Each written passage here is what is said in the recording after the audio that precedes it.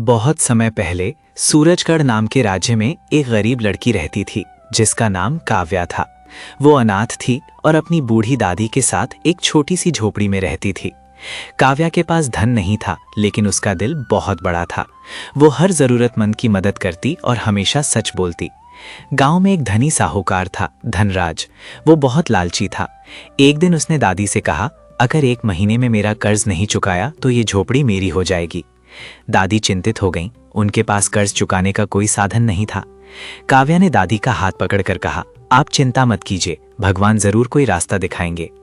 अगले दिन काव्या जंगल से लकड़ियां लाने गई। रास्ते में उसे नदी किनारे एक युवक घायल अवस्था में पड़ा मिला। उसके कपड़े साधारण थे, इसलिए काव्या समझ नहीं पाई कि वो कौन है। उसने युवक को पानी पिलाया, जड़ी बूटियों से घाव पर लेप लगाया और अपनी झोपड़ी में ले आई। कई दिनों तक उसने उसकी सेवा की। जब युवक पूरी तरह स्वस्थ हुआ तो उसने कहा, तुमने बिना मुझे जाने मेरी इतनी मदद क्यों की? काव्या मुस्कुराई।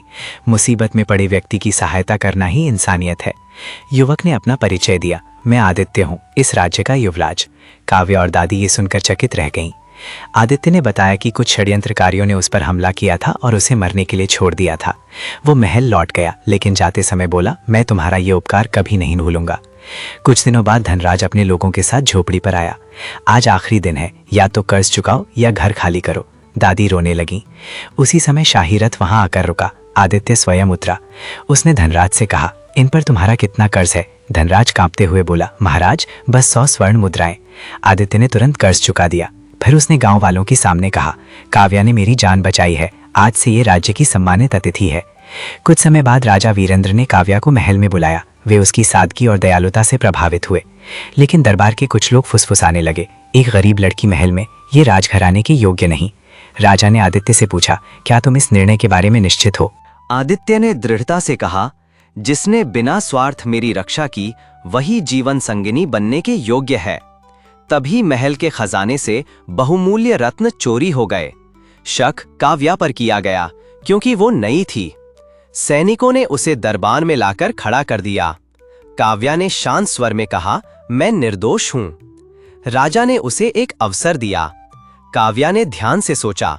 उसे याद आया कि पिछले दिन उसने एक मंत्री के वस्त्रों पर वही चमकीली धूल देखी थी जो रत्नों के कक्ष में होती है।